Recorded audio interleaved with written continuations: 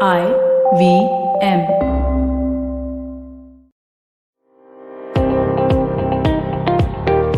Welcome to All Things Policy, a daily podcast by the Takshashila Institution. We are a bunch of policy nerds based in Bengaluru, and we like bringing fresh perspectives to Indian affairs and Indian perspectives to global affairs. So grab a cup of coffee, sit back, and join us for today's chat. Hello and welcome to All Things Policy. I'm Aditya Pareek. Before we begin, I'd like to mention that admissions are now open for Takshashila's 12-week graduate certificate programs in public policy. The application deadline is 28th August and the cohort begins 1st September. To know more, visit takshashila.org.in/courses. Now for today's episode. Russia and its military forces, especially the Russian Navy, through its various incarnations as the Tsarist Imperial Navy, then the Soviet Navy, and now as the Russian Federation Navy, has captured the imagination of many through the centuries. I, for one, am fascinated by the most versatile and arguably the most potent submarine fleet the world has ever seen. On the 23rd of June this year, the world stopped in its path, with news emerging that Russian forces had fired warning shots and dropped bombs in the path of Royal Navy's HMS Defender, which was, according to Russia, intruding in their territorial waters in the Black Sea, a claim that the UK denies, along with downplaying the incident. To discuss these developments and some broader themes in Russia's military affairs and international relations, today I have with me Dr. Andrey Gubin. Welcome, Dr. Gubin. Thank you, Mr. Pareek. Hello to all of our friends. Dr. Gubin is currently an associate professor at the Oriental Studies Institute, Far Eastern Federal University, Vladivostok, Russia. He's an expert on Russian foreign policy towards Asia-Pacific, regional conflicts, and international military cooperation. He has written extensively about these topics, including, most recently, a brilliant piece for the Valdai Club, exploring the similarities and differences between the situation in South China Sea and the recent incident between Russian forces and Royal Navy's HMS Defender in the Black Sea. We'll be sure to link it in the description. To begin with, let's start with the most topical and burning question.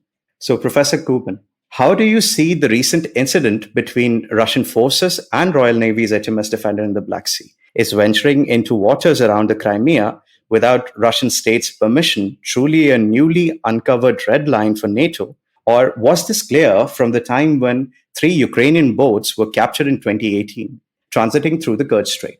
Well, thank you for your question. I think that this kind of territorial waters regime and border regime actually was adjusted legally just after of reunification of Crimea and Sevastopol with Russian Federation in 2014. But the problem is that most of the Western countries and their allies just do not recognize this kind of the fact, and they do not recognize the Crimea and Sevastopol to be a part of Russia. So that's why they do not recognize the legal status of territorial waters around Crimea. So they do not recognize it to be Russian waters territorially. Boris Johnson claimed that Defender destroyer used international acknowledged corridor for innocent passage throughout Ukrainian territorial waters, not Russian ones, as the United Kingdom does not recognize all the waters, territorial waters around Crimea to be Russian. And if we take London stance, that's true and that is correct. But if you take Moscow stance, that's incorrect. That does not reflect the factual situation in Crimea and around Crimea and the Black Sea. So that's why Russia cannot mitigate with this kind of conscious provocation. We just cannot name this kind of incident in some other way. That was conscious provocation for Russia.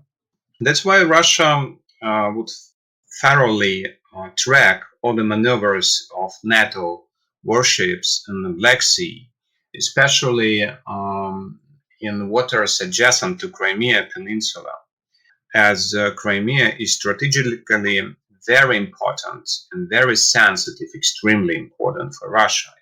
time to outline. And the status of Crimea is hardly recognized internationally. Only a few countries recognize Crimea to be a part of Russia legally, and some of them just keep in silence. And some of them are protesting, So that's why around Crimea, in the waters, around Crimea, some other incidents are also possible, unfortunately, and we can expect some resume and some restoration of this kind of provocation and incidents. And the President Putin actually highlighted then the World War III did not and would not start if Russia sink Defender destroyer. But I very doubt that we should check this kind of possibility. Even President Putin said, I don't think that that's a good idea because, what will be after? If we sink destroyer, British destroyer, so probably Great Britain will do something else, and United States as ally and other NATO states as Great Britain allies, they also can do something provocative, and Russia will be made to reply symmetrically and retaliatory. So that's not a good situation, actually. Thank you for the answer, Professor Gubin. So very interesting comments were made by President Putin, and the potential for escalation between Russia and NATO certainly does remain. So let's move on to Ukraine. So recently, Ukraine and Britain agreed on significant naval cooperation, including the transfer of vessels to the Ukrainian Navy. Does the Kremlin see this as the UK meddling in its sphere of influence? And would this mean Russia will reciprocate the UK's actions in its sphere of influence? Well, certainly Ukraine had its legal and sovereign right to conduct its military and technical cooperation as in a way they wish, according to the Ukrainian priorities of their respective foreign policy. But Russia is really worried by some attempts to take revenge or to conduct a provocation in vicinity to its borders. So every sign, every symbol of Ukrainian cooperation with NATO, I think it can be perceived as anti-Russian, especially if Ukraine allows NATO countries to allocate and to deploy some troops and some munitions and tanks and ships on its territory and on its bases, and even to conduct joint drills, joint exercises with NATO countries. So that is not very good for Russia, especially if all of this activity is tracked, is observed in vicinity with Russian borders.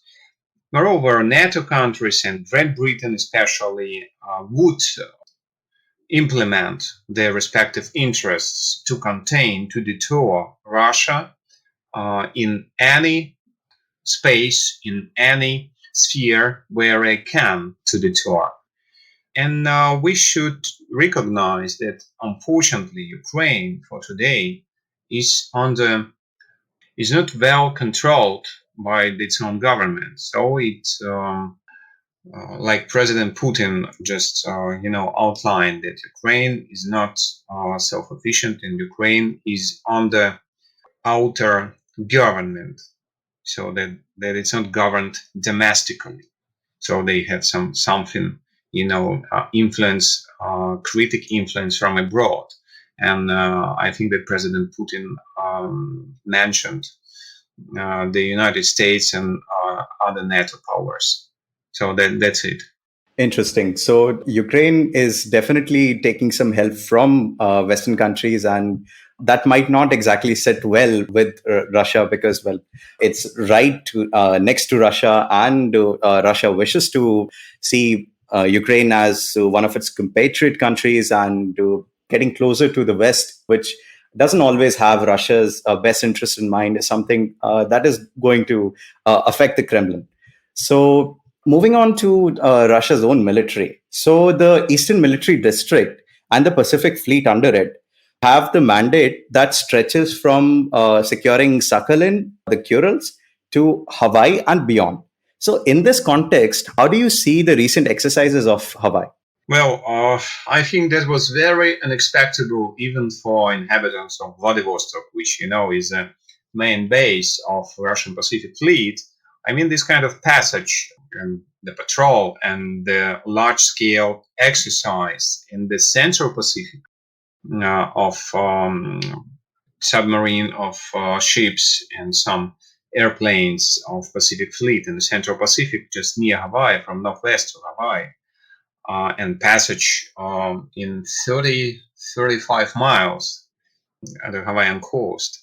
So it's like a proof that Russian Navy is capable, and it's going to return, and it actually returns to the high seas, to the Blue Ocean. As you remember, the Soviet Union was one of the world top sea powers. Unfortunately, Russia, after the collapse of the Soviet Union, for 20 years, actually have not such a capacity, such a potential like Soviet Union had.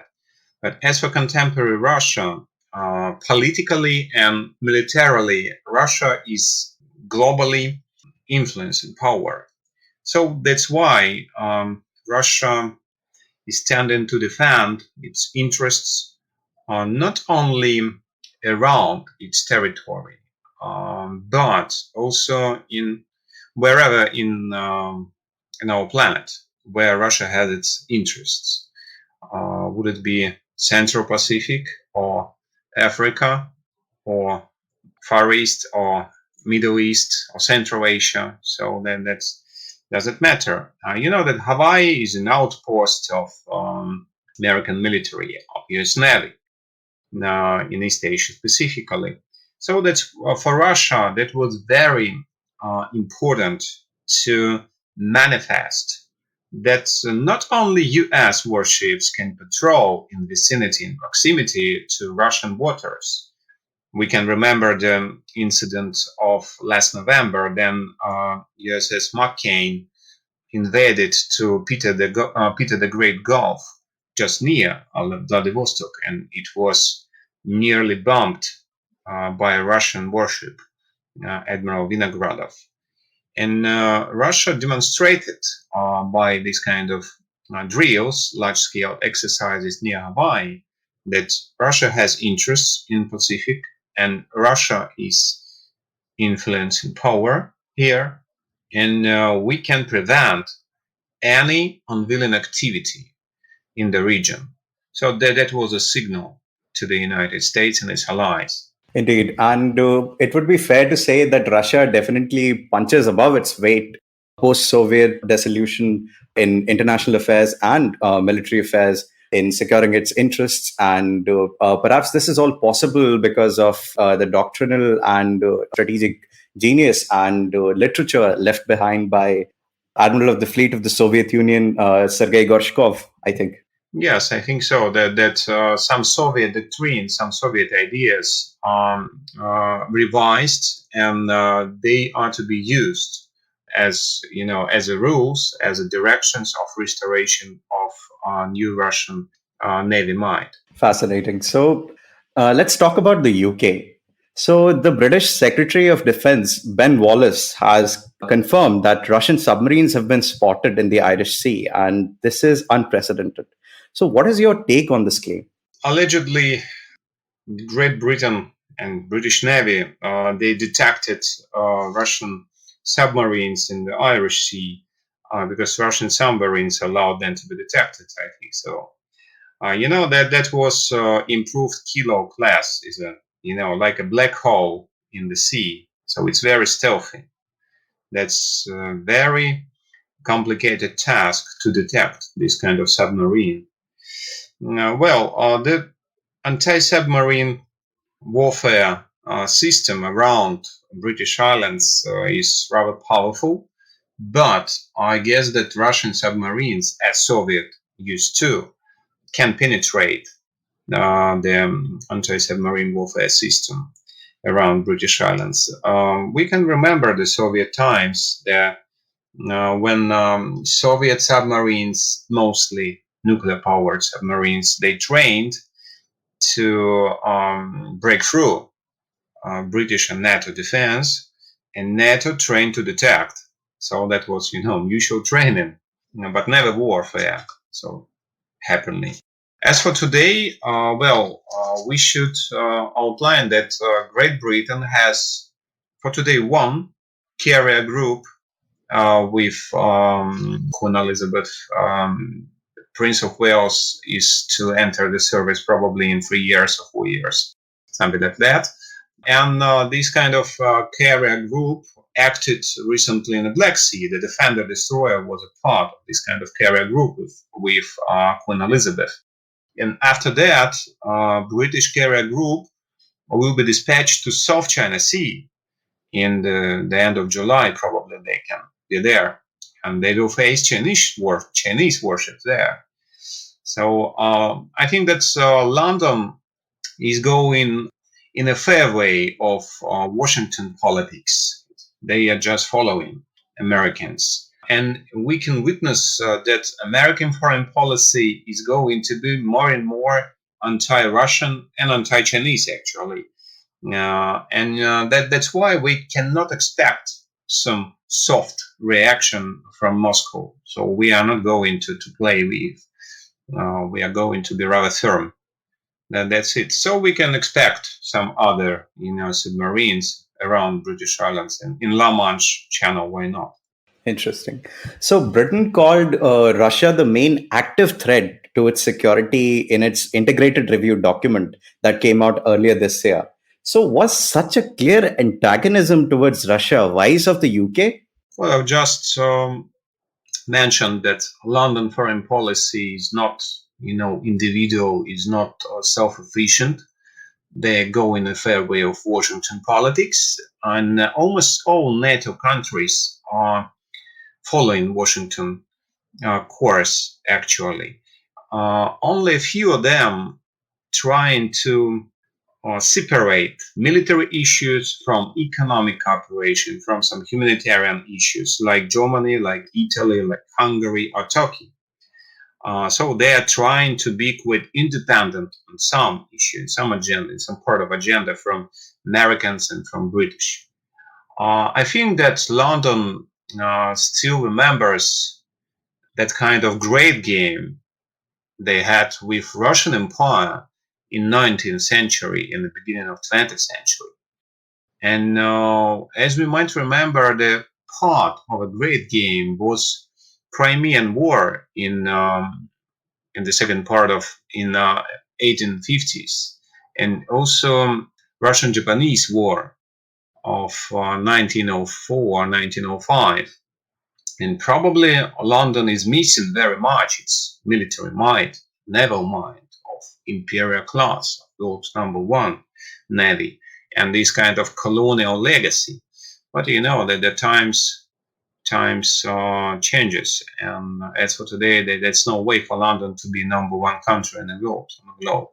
Interesting that you draw parallels from the past of great power politics and great power competition between Moscow and London. So, about adversaries. So, is Russia's naval capability able to keep pace with the expeditionary capabilities of its adversaries? So, the Russian Navy's Admiral Kuznetsov will return to service surely. But would Russia ever build another aircraft carrier? If so, where would it serve? Which fleet of the Russian Navy? The Black Sea Fleet, the Baltic Fleet, the Pacific Fleet, the North Fleet? Which one? Thank you for this kind of question. So that's very hard to be precise here. We are expecting some large surface ships to enter service, but it's still a long way to go. As for Russian Navy, as for today, it's quite capable high seas fleet, but we still have some moments to be improved, to ameliorate. So we are still not a Soviet Navy. Is it good or not? I do not know, because time changed as well. Well, I think that all of the capital ships, all of the large surface ships Russia possesses now, were built in Soviet Union actually, including nuclear-powered battle cruisers, including large ISW ships, including destroyers, all big ships. But they are under modernization, and you know that Marshal Shapeshnikov frigate was modernized, and also Admiral Nakhimov and Admiral Lazarev cruisers are under modernization, but the further destiny of these kind of battleships are quite unclear for today. Probably after 2025, we can expect some new large warships to enter service. As for Admiral Kuznetsov and all this kind of carrier agenda, well, Admiral Kuznetsov is quite so she has a very heavy duty actually, and is tired. It's not very obsolete, but pretty exhausted actually, and it's needed thorough attention, servicing, good servicing. And Admiral Kuznetsov is also a Soviet legacy ship, so that's why she has some flaws. So it's like a hybrid carrier because there are deployed also some attack missiles, and aircraft group or battle wing. Aircraft wing is not very numerous, but Russia cannot allow to station Admiral Kuznetsov for very continued, very long modernization because we cannot. We have nothing to afford. We can nothing to exchange Admiral Kuznetsov in the high seas to project our power on the north or in Mediterranean specifically. So that's why we actually need, Russia, we actually need more aircraft carriers. But there are some doubts and there are a lot of arguments, a lot of disputes. What design, what exact project we need, what kind of aircraft carrier we need. Would it be hybrid carrier, like a cruiser and carrier, some combination of these kind of two ships, or just a pure carrier with ramp or with catapult? So where there are a lot of arguments. As for today, we have two the most real project to be implemented. One of them is pretty large ship with displacement of 80,000 tons with air wing of 70 planes and helicopters, and also with attack missiles, including calibers, club missiles, and hypersonic Zircons also. The second project, the second design of prospective Russian aircraft carrier is not that large. That's only 45,000 tons of displacement, and it's more flexible in its design, in its equipment. So it's like a model ship. It can carry also 50 aircrafts or planes or drones. But that to decide which aircraft carrier Russian Navy needs actually, and which one to build, and how to do this and there. So where I think that's not a question, it's on another dockyard. But it's still a very, very long story to tell. 7 years, I think, not less. Fascinating. And about the Admiral Kuznetsov, well, since you mentioned its missiles, the best part of that ship that I truly admire is the way its missile silos open. The flight deck, they're right in the smack dab center of it. And it's almost like a sci-fi movie scene when they actually open to fire their missiles. So it's an unforgettable ship, to be quite honest. And I think, yeah, it's irreplaceable in some ways. So moving on, let's talk about the elephant in the room, to be quite honest, gray zone activities. So, in your opinion, the obsession with gray zone activities, is it something Russia and the West are both equally guilty of? After all, the myth of the Gerasimov doctrine only came to be because General Gerasimov gave a few speeches on how the West uses gray zone tactics, and analysts in the West misunderstood him and believed he was advocating that Russia pursue such tactics. What are your thoughts? Uh, I think that you're close to the issue. Actually, 8 years ago, in 2013, Russian General Staff Commander Gerasimov published and made this kind of report about a new specification about the new character of future conflicts. And under his opinion, the most of the conflicts in future would be hybrid conflicts. So they would be under the context of economic, ideological, technological, informational, cyber warfare, and all of this kind of activity. But you know that Gerasimov actually did not invent this term, this definition of hybrid conflict.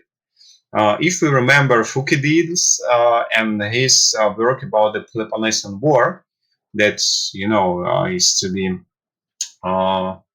considered to be the earliest political realism study. We can remember the Peloponnesian War and Elot rebellion in Sparta. And Athens actually promoted and assisted this kind of slaves rebellion in Sparta to distract Spartan elites and to have some superiority in this kind of war. So actually, this also a kind of hybrid conflict, even in Peloponnesian War in ancient times. Almost all the conflicts within the Cold War period, for instance, Vietnam War, also was rather complex, close to be hybrid one. There was a very strong ideological and economic component as well. As for today, having globalization as one of the imminent part of global political process and the global economy, even a small, even a dismal conflict, but where the great powers and great economics are involved, immediately would cause some crisis, global crisis, regional crisis, and global crisis as well. So initiators of this kind of conflict also will be affected anyway. So that's why they should think very thoroughly, very carefully about initiating, about igniting some kind of a conflict. Because as for today, there cannot be truly military, a truly ideological, a truly economic war. The term war itself is very complex for today. It's not only military activity. It's not a warfare itself. So it's hybrid anyway. So that's why Russia is rather comfortable pariah, is very comfortable rival for the United States and Great Britain, because we are not very valuable economic partner for the United States and Great Britain. We have only $25 billion of trade turnover with both of them, so that's not much. For instance, with China, we have $120 billion of trade turnover. So China for Russia is number one trade partner. And Great Britain, both Great Britain and the United States, they actually are not dependent from Russia economically or whatever. So that's why we are quite separated economically, ideologically, culturally, civilizationally. So that's why they can afford, Americans and Britons, they can afford this kind of collision. Thus, so-called gray zone, so using presumably and mostly non-military methods, in recent times going to be more and more popular to use, to be implemented. But we should also remember that United States Department of State, for instance, claimed that it was ready to strike, to attack, responding to Russian hacker attacks. So it's very strange. It sounds very strange. So there are no any proofs that was Russian government who is responsible, which is responsible for some kind of cyber attacks on American government and American citizens. But Department of State actually threatened Russian government by attacks. That is not very clear what kind of attacks it might be, but nevertheless, so it sounds very strange, and that it's like a mix of military, non-military, combatant and non-combatant, or for instance, when former U.S. President Donald Trump, in his Twitter account, claimed about, you remember, fire and fury to North Korea, to Kim Jong-un, this kind of rocket man. So was he really responsible for these kind of claims?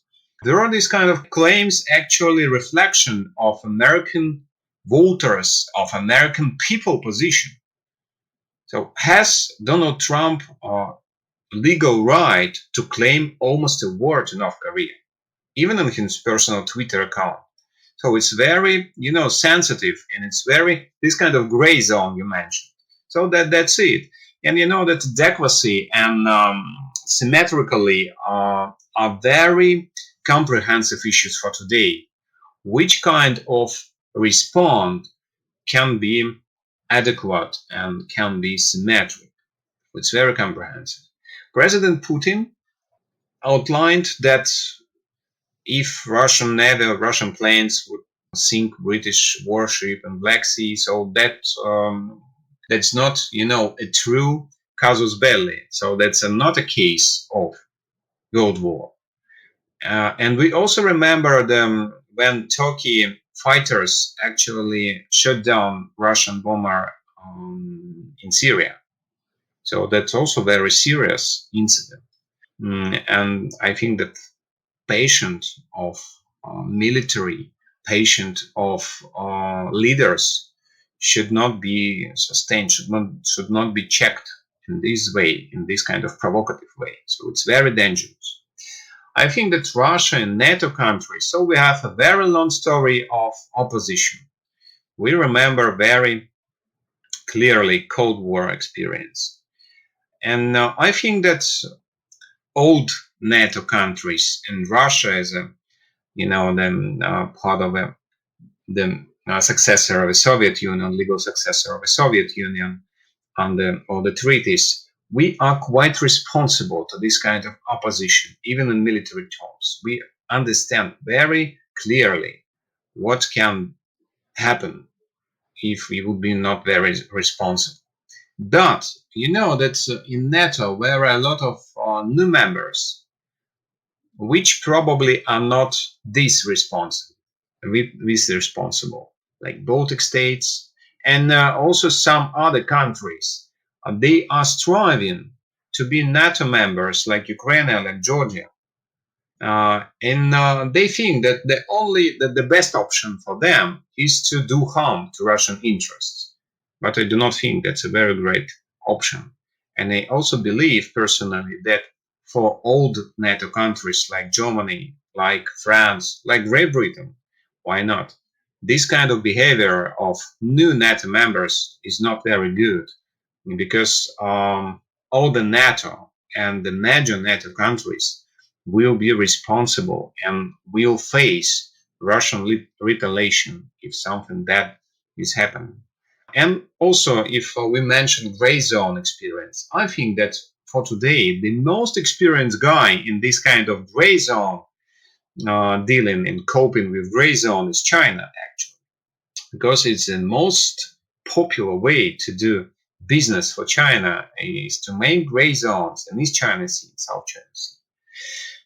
And they actually succeeded in some extent, because they are quite successfully deterring and spamming Japan in East China Sea, and they, just do whatever they want in South China Sea, and Asian countries, they cannot do anything actually without the United States.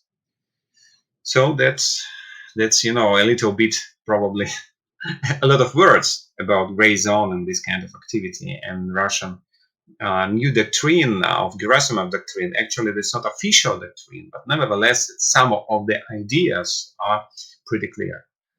Indeed. And gray zone as a subject really merits a lot of discussion.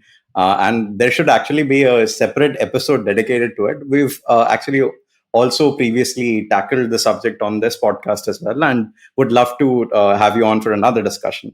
So, for my final question, I'd like to explore the big picture view a bit. So, now a view I've often encountered in international relations academia circles, online, both online and offline, is that the new Biden administration in the US wants to downgrade Russia to a lesser adversary and instead focus on China as its main enemy. While the US's allies like the UK, which is no more a first rate power by any yardstick, would engage Russia. Does this point of view hold credence in your opinion? That's very interesting and a little bit, provocative question, but I think that's it's very bad idea to find who is guilty and to point on enemies, on adversaries. Considering American strategies of national security and national defense, both American politicians and American strategists named Russia and China as revisionist powers, revisionist states, who are tending to dethrone the United States from its, global leader position. And it also sounds pretty strange because there weren't such claims from both Moscow and Beijing. Both Moscow and Beijing are not pointing to Washington as their bigger or lesser adversary. They just, express grave concern of some American and American allies' activity in Europe, in Asia, wherever. And I think that both Russia and China are trying to reflect all the American and NATO and also some Asian American allies activity in Russian and Chinese, respectively, military doctrines. Americans are telling us about containing China's rise, and they're trying to block South China Sea for China. They're also trying to prevent China entrance to the Indian Ocean, China's presence in Indian Ocean to block some island chains, so that seems to be very important for Chinese economic growth. This kind of American politics are very sensitive for China. That's why Chinese government, the Communist Party leadership are reacting in this pretty aggressive manner of, wolf warfare diplomacy manner. The tension in Taiwan Strait also is pretty high for today, and it's extremely sensitive for China because Taiwan is like a red line for China, so it's very sensitive. And Chinese leadership probably is going to be very firm protecting Chinese economic and political and sovereignty and integrity interests. But actually, Beijing is trying not to deteriorate catastrophically all the relationship with the United States. They are limiting themselves with wolf warfare rhetorics, wolf warfare diplomacy, and also Chinese are trying to be militarily active in some important regions. that China considers to be important for their interests, like South China Sea, like some, places, Malacca Strait as well, East China Sea and some others, for communications, for trade mostly. As for Russia, I think that the United States and its allies have similar tactics. They are just trying to be active, and they are trying to enhance their military capacity and strengthen their influence on the entire perimeter of Russian borders. And they're trying to dissolve Russian resources, material resources, to militarily and to foreign policy tasks. From, that in Russia we still have a lot of domestic problems, a lot of, especially one of the problem is underdevelopment of Russian Far East and Siberia. And we do need a lot of material resources and a lot of political will here. But the United States and its allies, they're trying to dissolve Russian resources to military tasks. So as for Soviet Union, if you remember Soviet Union period, I think that partially this kind of American strategy worked with Soviet Union. Actually, Soviet Union exhausted because of monstrous military expenditures and this kind of support of socialistic countries without very flawed and extremely weak civil economy and civil production. In Soviet Union, that was a very serious drawback, the catastrophic underdevelopment of civil sector and civil production, civil economy. So it's very hard to tell who is the number one enemy of the States for the United States. I think that for the United States, for American people, the number one enemy is American leadership. For most of the Western countries, of capitalistic countries, their own leadership is number one enemy for their people. And the global capitalism, I think that's a bigger adversary than China or than Russia. You remember the Marx works that global capital is ready for any type of a crime.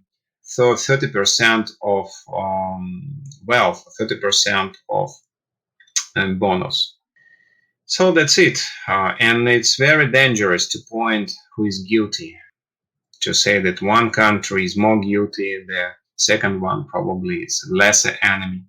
So that's not a very good option. Because that taxpayers and voters, they actually would not happy to this kind of opposition. It's a political game, a geopolitical game, and it's pretty dangerous under contemporary circumstances. So that's kind of my ideas. They in some part rather theoretical, but I also trying to be quite rational in my assessment. Thank you for your question. I think that was the last one. And if you have some additional or if you have some points to discuss, so you're welcome. The floor is yours also. Thank you so much for this enlightening discussion, Dr. Gubin. It's been a pleasure. And on that note, folks, we'll wrap it up. If you liked today's discussion, please do check out all past and future episodes of All Things Policy. If you liked our show, don't forget to check out other interesting podcasts on the IVM network. You can tune into them on the IVM Podcast app, ivmpodcast.com, or wherever you listen to your podcasts. You can also follow IVM on social media. The handle is @IVM Podcasts on Twitter, Facebook, and Instagram. And hey, if you'd like to dive into Takshashila's research on technology, strategy, and economic affairs, check us out at our Twitter handle @TakshashilaINST or our website takshashila.org.in.